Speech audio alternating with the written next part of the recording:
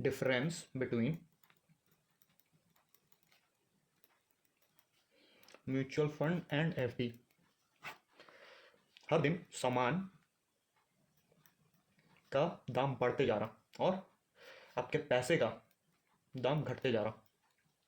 आज के डेट में एफडी ऑलमोस्ट नहीं के बराबर इन्फ्लेशन को बीट कर पा रहा, इन्फ्लेशन को ऑलमोस्ट नहीं के बराबर बीट कर पा रहा, और जिस वजह से कि आपका पैसा का वैल्यू एफडी में गिर रहा है। चलिए हम आपको एफडी और म्यूचुअल फंड का डिफरेंस बताते हैं। पहले म्यूचुअल फंड में लॉन्ग टर्म में ऑलमोस्ट गारंटीड हो जाता है रिटर्न्स, 7-6 मैक्स 6 रह सकता है अगर क्रैश आया हुआ तो। उसमें भी अगर आप कुछ टाइम होल्ड कर लेंगे तो फिर वो वापस रिकवर कर जाएगा with in 6 months. 5 year plus का आप अगर टाइम फ्रेम लेके चल रहे इसमें तो फिर कोई इशू नहीं होना आपको।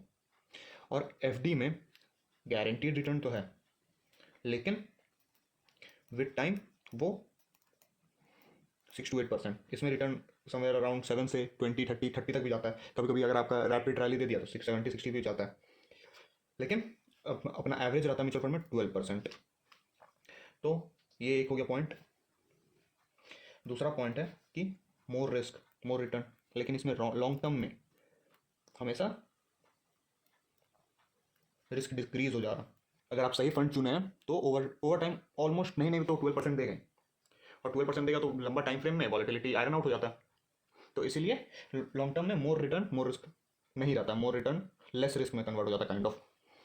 इसमें होता है लेस रिटर्न और less risk, but long term में इसका दिक्कत होता है। लॉन्ग टर्म में यही चीज़ इसमें जो होता है ये इसमें उल्टा हो जाता है कि लेस तो रिटर्न आपको मिल ही रहा है, तो उसमें भी मान लीजिए कभी इन्फ्लेशन ही थोड़ा ज़्यादा जंप कर गया और रिटर्न तो इसमें लेस मिल ही रहा है, तो उस वजह से आपका थोड़ा थोड़ा करके पीछे छूटने लगता है पैसा, जिस वजह से कि आपको इन फ्यूचर फिर वैल्यू, इसीलिए एफडी बेयरली बीट कर पा रहा है इन्फ्लेशन। वही वाला बात हो जाता है लॉन्ग टर्म में। शॉर्ट टर्म के लिए आपको रखना है रख सकते हैं, लेकिन बेटर है म्यूचुअल फंड का डेट प्रोडक्ट्स, उसमें आपको लॉक इन भी नहीं रहता है। सो ये आपका कभी भी रिडीम हो सकता है, बट अगर 1 ईयर में इक्विटी को आप एग्जिट करते हैं तो फिर कुछ एग्जिट लोड लगता है 10% से ज़्यादा अगर आप एग्जिट कर रहे हैं। तो अगर आप 10% से कम इन्वेस्टमेंट को एग्जिट कर रहे हैं तो फिर नहीं लगता, कुछ नील हो जाता है, और 1 साल के बाद अगर आप कर रहे हैं तो कुछ भी नहीं लगता।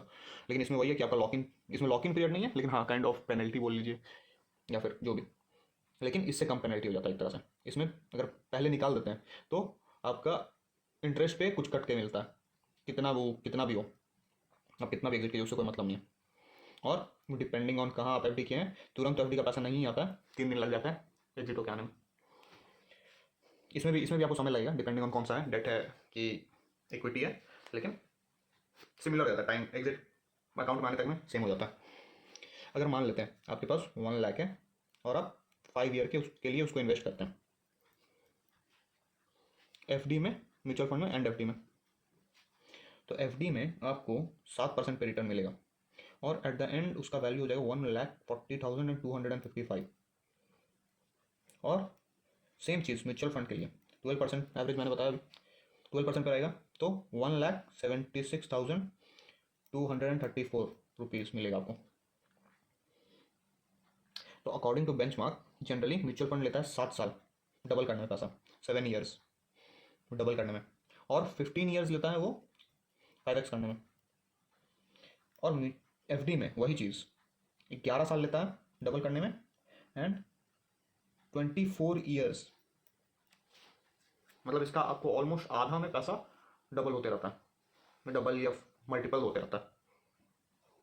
तो वो चीज़ इसी वजह से आपको फिर एफडी से ट्रांजिशन करने लगना चाहिए। आप म्यूचुअल फंड में डेट प्रोडक्ट में ही आइए, पहले डेट प्रोडक्ट से धीरे धीरे करके मूव कीजिए म्यूचुअल फंड में।